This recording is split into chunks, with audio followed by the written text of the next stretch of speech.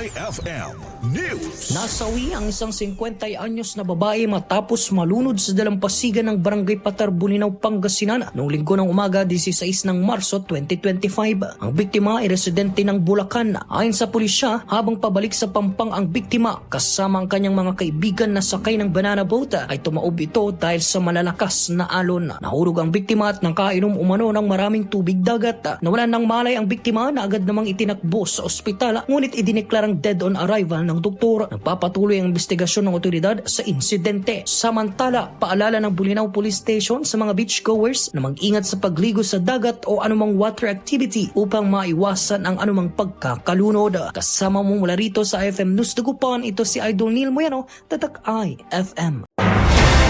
IFM News. IFM News. IFM News.